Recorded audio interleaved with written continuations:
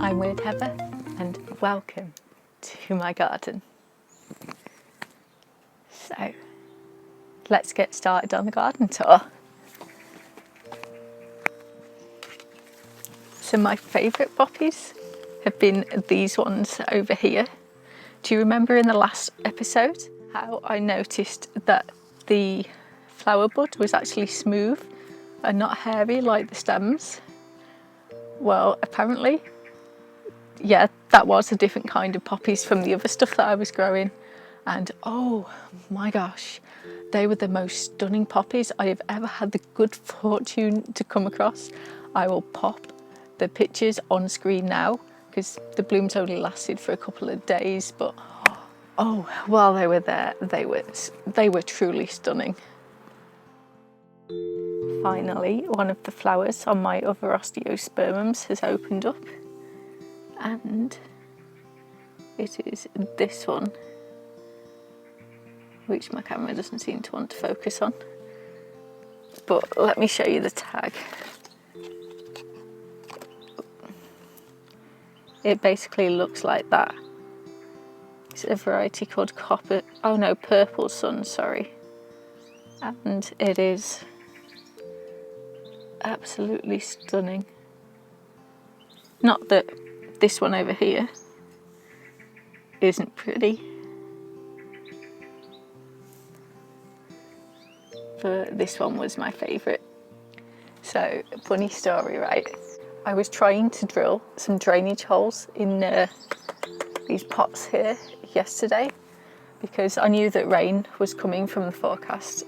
So I was like, meh, don't want them drowning. And oh my gosh, the plastic that these things are made of, it is virtually indestructible. I was out here a good half hour with my drill trying to drill two tiny little holes, one in each pot, just so that water did not completely overwhelm them every time it rained. I had never had that.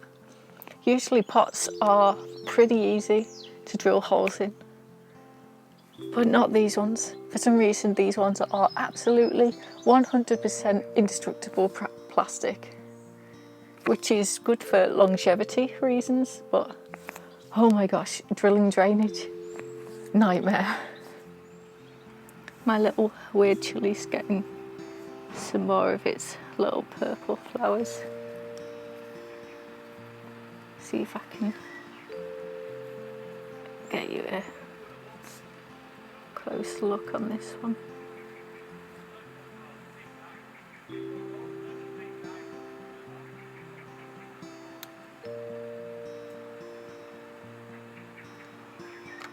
No, my camera does not want to focus on anything apparently.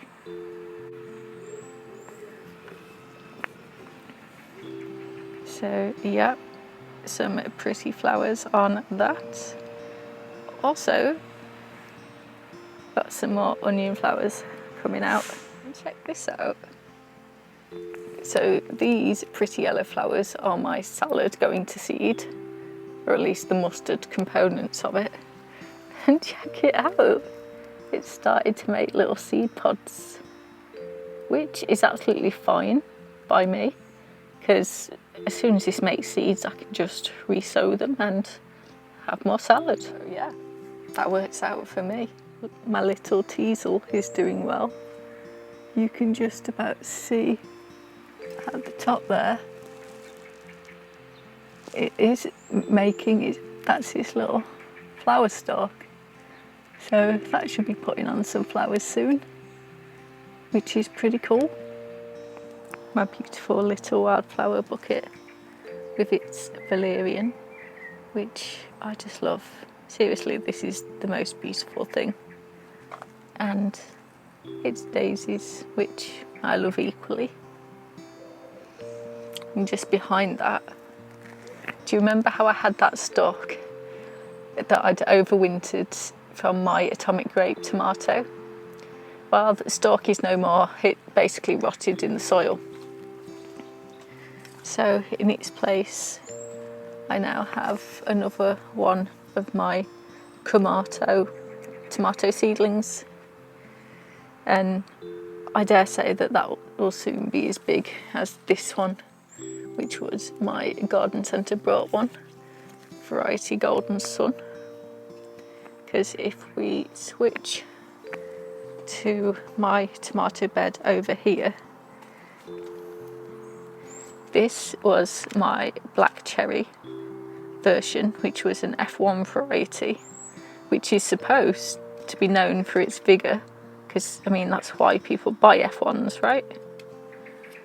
Only my Kamato, which is homegrown, is like pretty much the same size more or less, and it will have been started later, and it doesn't have the hybrid vigour of this one because it's supposed to be an heirloom.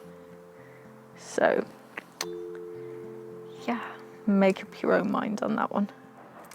I personally prefer open pollinated or heirloom tomatoes because you plant the seeds, you reliably get a plant that is very similar to the parent plant year after year.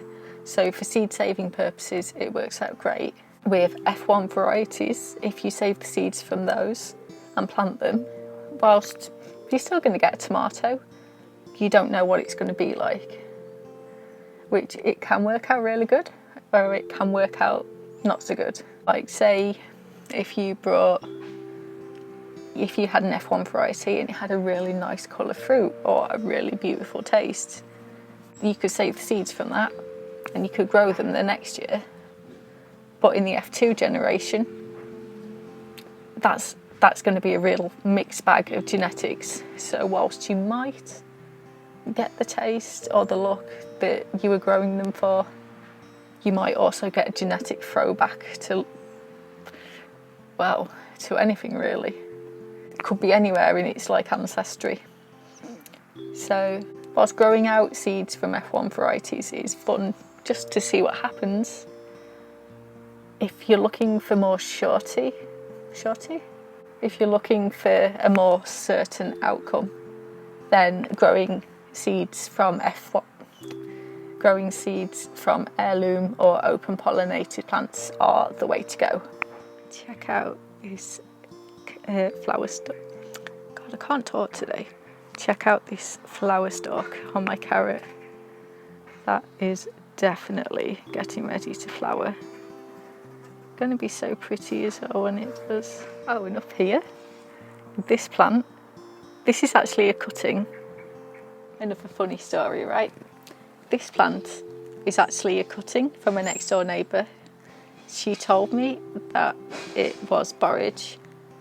Took one look at the leaves and I was like, meh, that's not borage, but decided to grow it out and, you know, just to see what it turned into.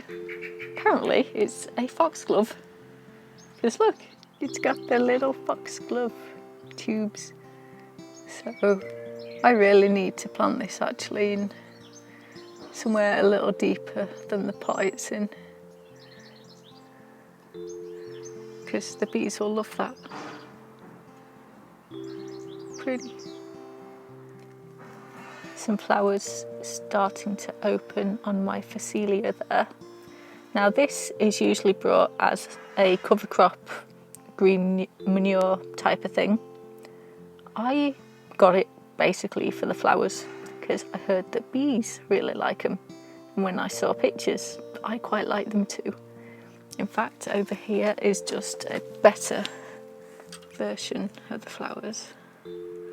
Aren't they so cute though?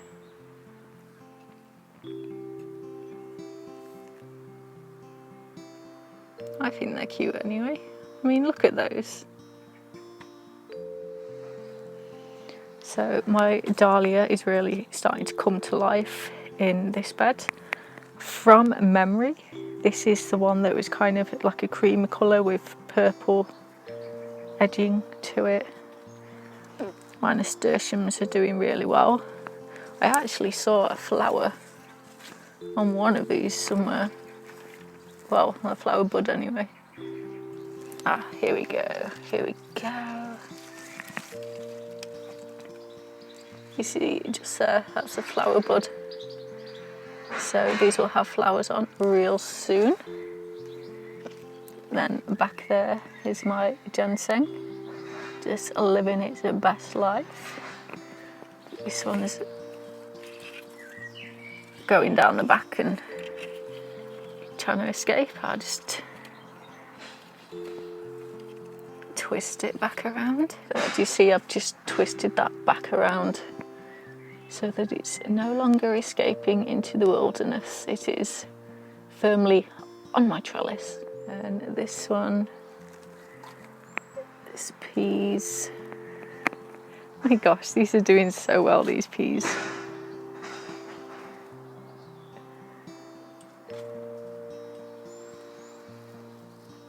They must be about to set flowers soon, surely. I mean, they're huge. My passion flower plant doing good. It's slightly shorter than last time because I took a cut in and gave it to my next door neighbour. But we've got one flower bud left on it still, which looks like it's just about to be opening in the next few days. Coming across to my little dahlias now. There's a little flower on this one. Slugs don't seem to be munching on this one quite as heavily. And then on this one, there is also a little flower bud. This one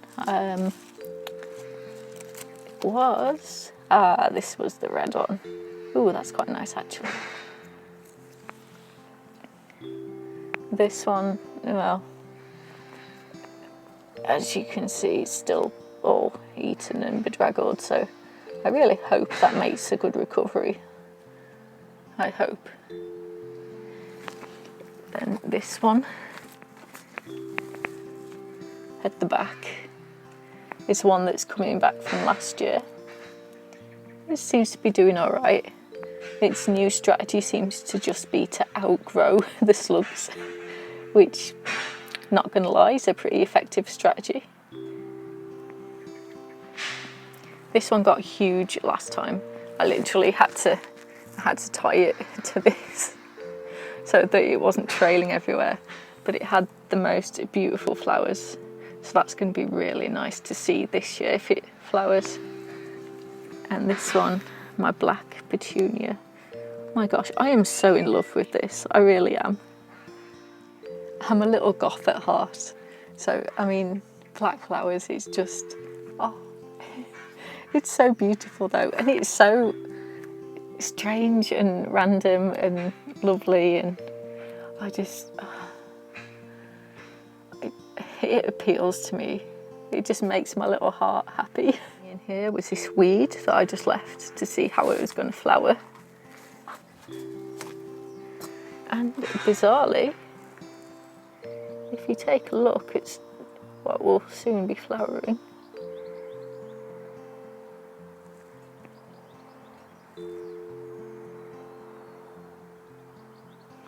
It looks like it's going to be kind of like purpley. I'm trying to get the, you know, this camera just does not want to focus on anything. Anyway, you can see that, can't you? How it's looking like it's going to be a purpley kind of flower, which is kind of cool because I don't know of many weeds with purple flowers except for thistles. So it will be interesting to see how that one turns out. Garden Cat says hello. She's coming to inspect the flowers there. Well, actually, to be truthful, he's probably more interested in inspecting the pigeons that he can hear flying around. But, you know, he's cute, so I just like to add him in here. Hey, Garden Cat. Hello. He's like, bugger off. Well, at least while we are over here, I can show you this. Check that out. It's my one, well, I really can't talk this morning. It's one of my very beautiful poppies. So I'm trying to think what the variety is. and I want to say it's got like wedding dresses or something like that. I honestly can't remember. If I think of it, I'll put it on the screen. But look, oh, it's so pretty.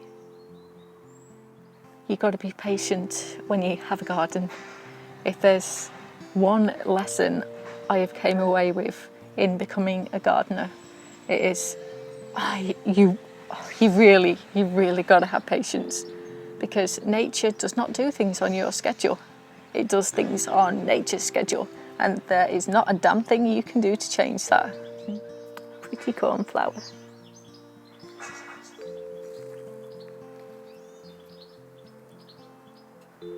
Another pretty cornflower.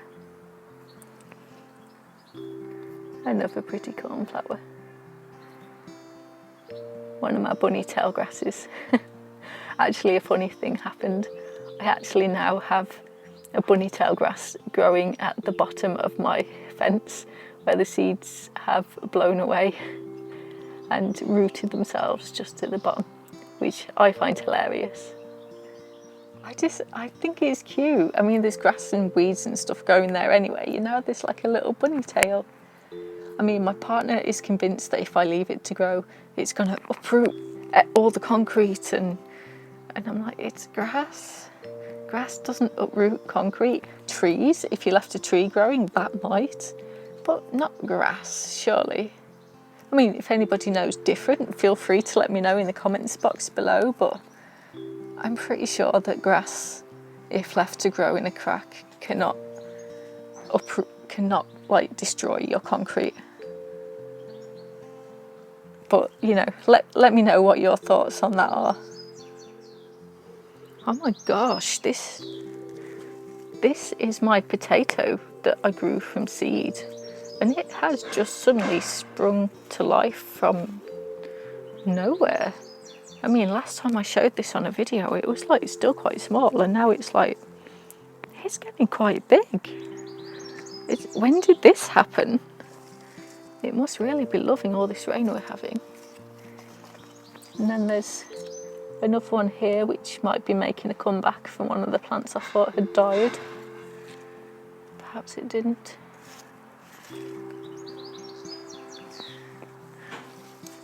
No, that leaf's looking a bit unhealthy though. Just nip that off.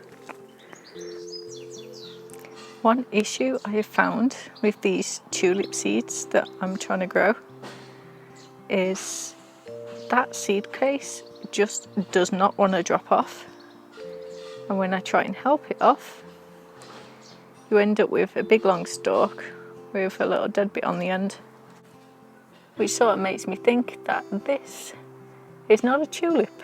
It must be a weed of some description. And right now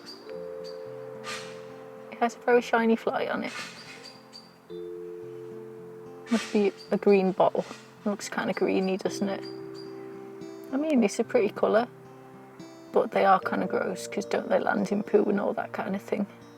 Oh, I've got little baby strawberries on my little pink flowered ones down here.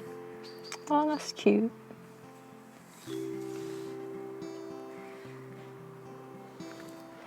My little clover's doing well. I really need to plant these somewhere. And lemon thyme. My forest of kale doing good also. And my little lemon verbena.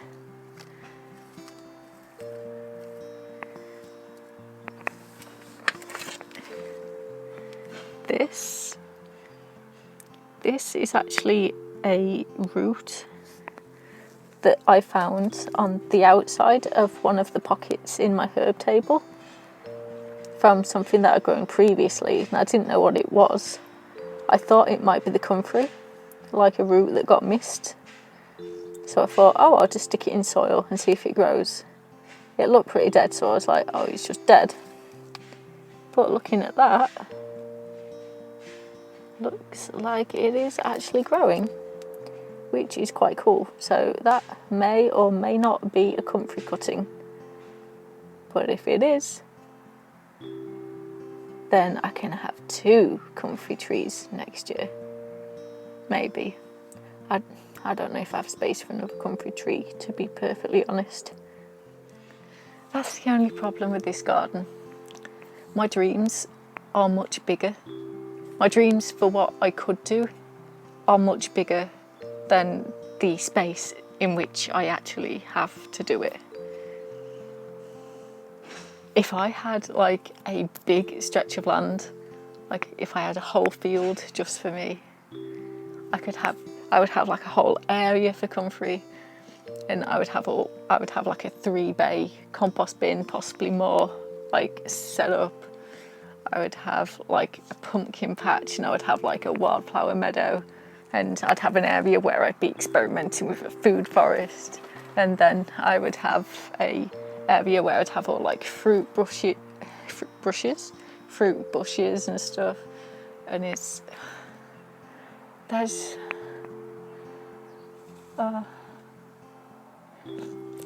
sometimes it's hard when there's just so much I want to do, and then there's the actual space that I have, and it's hard to kind of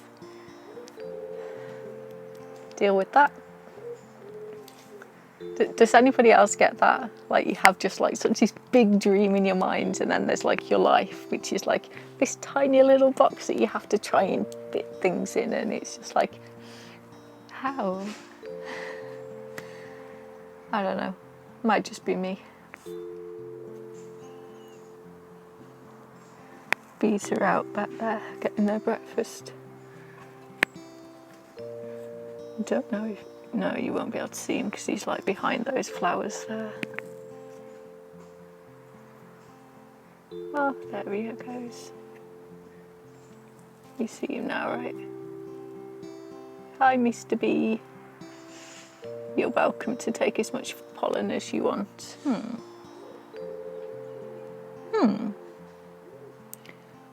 Okay, so these Jerusalem artichokes, these potatoes. However, these are all in the Jerusalem artichoke bucket, but these are growing up in the middle of the potato bucket, which must mean that the bucket that I planted Jerusalem artichokes and potatoes in like a mixed planting that I just assumed the tubers must have rotted, have actually grown, and they're now peeking out of the tops. Dude, that is so cool. That is really cool. Oh, and check over here, there's like this big massive bee. Can you just see him there? They like to hide down there for some reason. Hi, Mr. Bee. They make that funny little noise. My potato flower is doing well also. This is what they look like. Oh, come on, camera, please focus. This is what they look like. Oh, it's not my day for focusing.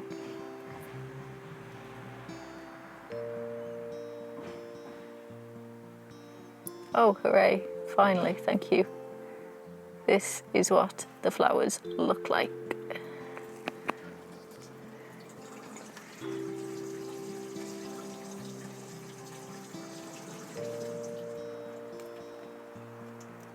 Hey, Mr. Bee, please take as much pollen as you want. You are welcome to get your breakfast here anytime. So, thank you for chasing the bees with me and coming to check out my garden with me today.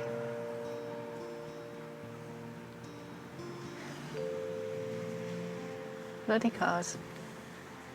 So thank you for hanging out with me in my garden today and chasing the bees with me. I hope to see you all in the next one. Bye.